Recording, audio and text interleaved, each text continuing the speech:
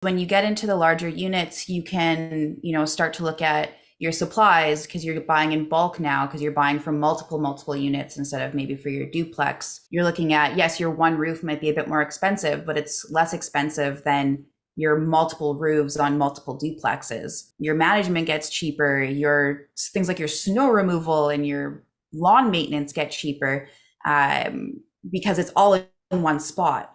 So it actually ends up being less expensive to buy a much bigger building than buying multiple duplexes or multiple fourplexes. Less expensive per unit.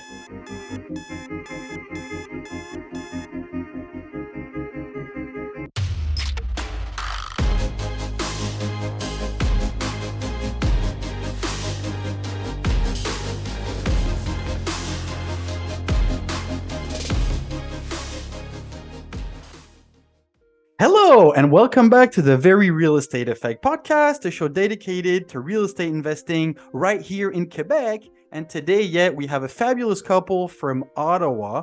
So we have Jeff and Dakota from Opinicon Investments. Hey guys, welcome to the show. Hello, thanks for having us. Oh, well, I'm super excited to share your story, your adventure in real estate.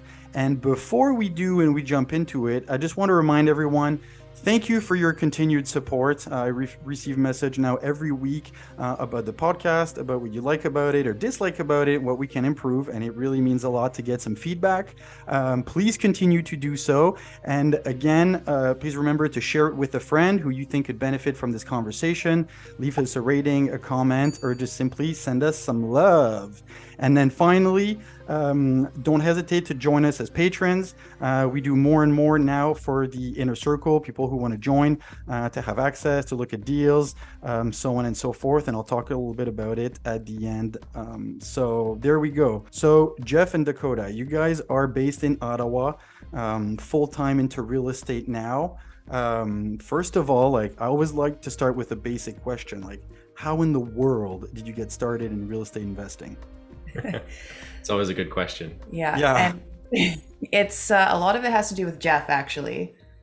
I guess so. Yeah. I mean, I've always known that there's wealth to be created in real estate. I didn't think it was something that I could do other than buying my own house, personal residence kind of thing. But I started to learn through books and through podcasts that, you know what, every day people can actually do this. So I dragged Dakota to a one-day seminar. I had to tell her that Scott McGilvery was going to be there in order for her to actually come. Known as the hot guy. Yeah. I wanted my picture with him. I was brand new out of school. I think I had been working in my, big girl job for maybe a year, 2 years. So I was happy. I was finally making decent money. And he wants to drag me to this air-conditioned room for a weekend to learn more. I was like, are you crazy? This sounds insane to me, but I still went. Yeah. And it was an eye-opening seminar. And then, from there, we just kind of learned that, you know what, regular people can do this. Mm-hmm. And this is something that we can tackle. So we really started to educate ourselves from there. Mm-hmm. To get involved. When you say it was eye-opening, what do you mean exactly by that? I think for me especially, Jeff sort of knew a little bit about the real estate world. I mean, at least he had his own house. I was a renter in my first apartment living by myself. So I didn't even know what a mortgage was at that time. But I think it was just something that people don't talk about. And to go to a weekend where they're talking about, you can invest in real estate, you can build wealth this way. It was just something that I had never even heard about before. You hear about registered funds and stocks and mutual funds and all this stuff, but real estate was just never something that anybody talked about. So spending the day learning about it, it seemed overall pretty, it is not simple, but the concept is simple. Mm-hmm. So I got it, right? The numbers make sense, the concepts make sense. And for me, I just got it. Mm-hmm. So that's what was eye-opening. Nice. And then, so you decided to educate yourself, and then what happened? Because now you're full-time into it. You have a nice portfolio. Kind of what happened in between?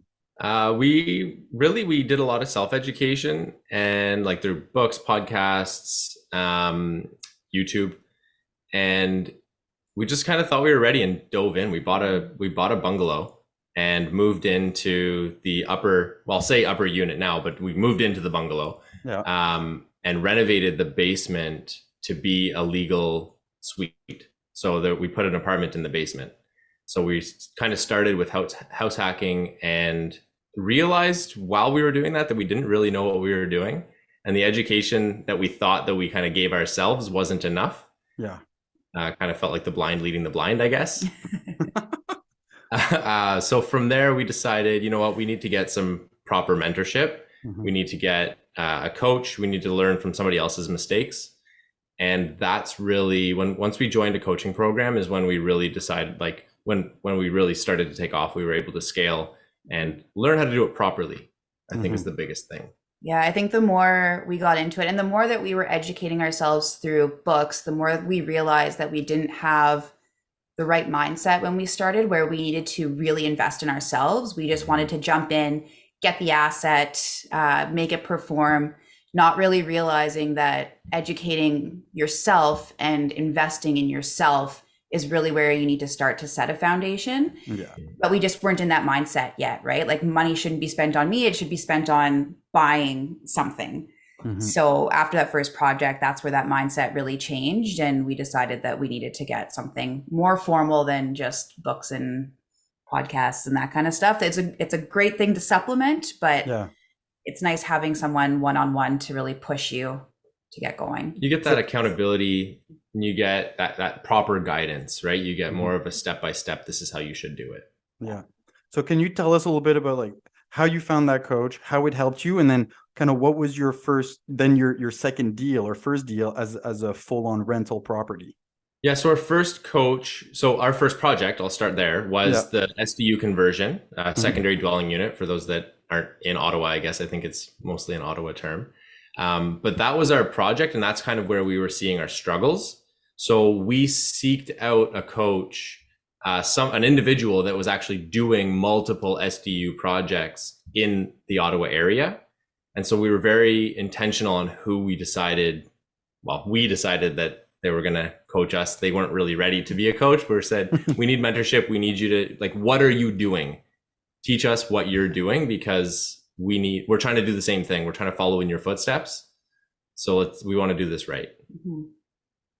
Yeah. And then I guess with our second project after that, we were just able to learn a bit from our mentor and the mistakes they had made and what they had done on their projects. So our second project, it wasn't our second project, it was our second SDU project. Our first one took us about 1.5 years. Our second one took us 6 months. And it was probably half the cost of what the other one. And that 6 months actually should have been 4 months. So there was still a delay, and just to spread that gap just a little bit more. So that's where having someone to kind of guide us through it really pushed us forward, and we were able to do more projects and get them done faster and save money that way. So build the proper team as well. And learn by trial. The first one took 1.5 years, then it took 6 months, and then you get better and better and better at it. So in the end, how many of those SDUs did you do? So we did the 2 of them, but we were also flipping at that time. We actually changed directions a little bit and started flipping as well as doing the SDUs. So I think we did 5 or 6 flips in that time as well. Yeah, the flipping was more as a faster income, whereas the SDUs were more for buy and hold. So that was just kind of wealth generation versus active income. And what did your average flip look like in terms of asset type, timing, capital invested, and so on? Kind of all over the map, actually. Asset type, I mean, it was really just a deferred maintenance home, right? So just somebody's single family home, and we just went in to make it look pretty. So we always would go for mostly cosmetic. Things like the roof, things like the foundation, windows. You don't really get your value back on those. People love kitchens. They like new, they like clean. A coat of paint goes a long way when it comes to value add. So that's really what we look for. Those things that are behind the walls, they don't attract buyers, and they don't attract top dollar. Yeah. No. It's very much taken for granted. You can say you redid a foundation for 60K. People just walk in and go, Mhm. Yeah. mm, Maybe you'll get 60K back on that, but that's not no, right. There's no return on that. no. Yeah. So then when did you decide to make the jump to multifamily? It was always our goal to get into multifamily, but we wanted to do something that was a bit more active, which is where the flipping came in. And then we had done flipping for a little while. I think a couple of things happened. The market started to shift. We had that active income, so we were now like, okay, now we maybe go back to our initial goal of getting into multifamily. And then we started networking more and more with people who were in the multifamily space. So it was almost a perfect storm that we were like, okay, you know what? It is time now to go back to our original goal of multifamily and start building the wealth that we were looking for, because flipping is it's active, right? Yeah. But with multifamily, if you're putting something in your portfolio and you're holding on to it, that's where wealth is generated. So that's when we decided, with that perfect storm, that we were going to start looking at multifamily. I don't think we really expected to be looking at the size of multifamily that we are currently looking at, but It's all mindset. Yeah. Our mindset was changed very quickly. We thought, okay, we're going to get into multifamily. We'll get some fourplexes, maybe a sixplex or something like that. And the first deal that we had under contract was 16 unit new build. Woo, nice. Yeah, because it was all just mindset. So Yeah. as soon as that shifted, then we started looking at bigger. Yeah. And I'm glad you're mentioning this, because the amount of work it takes to close a sixplex or a 16 is literally the same amount of work and time. It just takes a little bit more capital. And it was an older gentleman who told me, like, Excel, as a strategy, just try to put as many units under one roof. And it took me a little while to understand why. And now I'm like, oh my God, of course. Economy of scale. Yeah. Absolutely. Yeah. So 16 units, that's pretty impressive. Yeah, we didn't end up closing on it. The numbers ended up not working, but Okay. I mean, it was a great exercise to go through for us, because like Jeff said, at first we were going to get excited over a sixplex, but then we went through the exercise of having the 16 unit under contract, going through due diligence, and even though we didn't end up closing on it and we ended up having to walk away from it, the exercise of going through that made us realize that it's something that we can do. We don't have to be looking at fourplexes, and not that there's anything wrong with looking at a fourplex or looking at a sixplex, but you also have the ability to look at these bigger properties. And I think from there, we sort of filtered out the smaller stuff and started looking at the 16 plus unit space. Yeah. A year ago, I don't think I would have been looking at multifamily and been like, oh, it's only 9plex. It's only 9 units. Yeah. I'm not interested in it. Yeah, it's too small. Yeah. And that's great that you guys have been able to jump up those steps like that in terms of scaling, because that's what it's about, to really build long-term wealth. And you can do it by buying duplexes, but it just takes a lot more time. A lot of time. Yeah, and a lot more management too, Yeah. after the fact. It ends up being more effort, and honestly, it ends up costing more. Yeah. Because when you get into the larger units, you can, start to look at your supplies, because you're buying in bulk now, because you're buying from multiple units instead of maybe for your duplex. You're looking at, yes, your one roof might be a bit more expensive, but it's less expensive than your multiple roofs on multiple duplexes.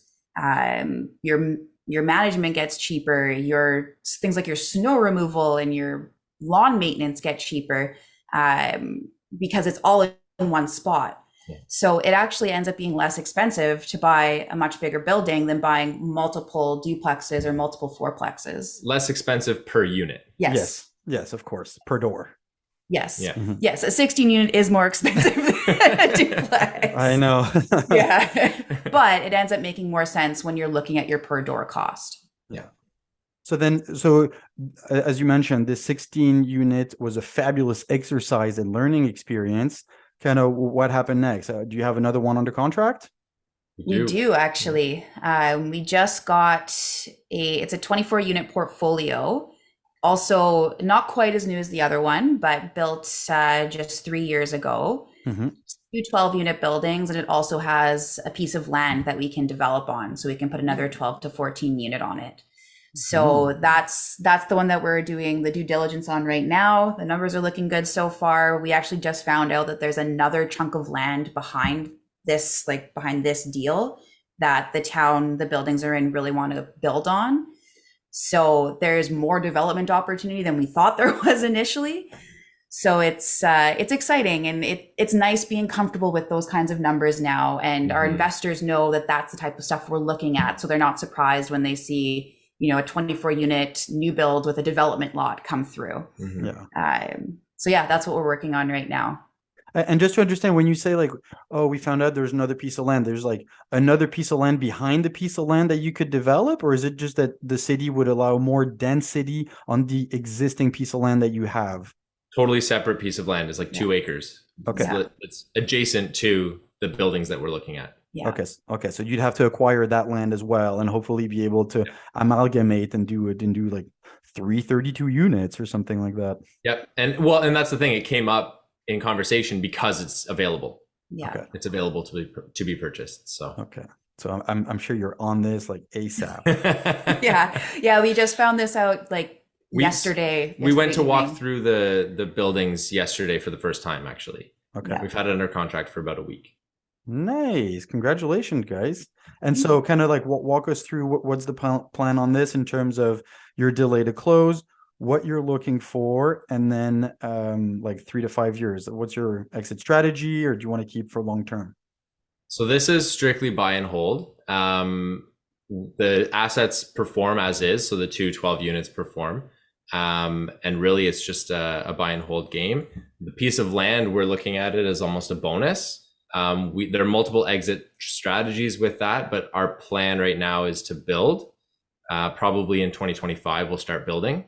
And right now it's approved for 12 to 14 units, hoping that it's going to be that the city will actually want more densification and that we can build bigger by 2025. But we'll see. We'll see what we're able to do. We'll push for as many units as we can get.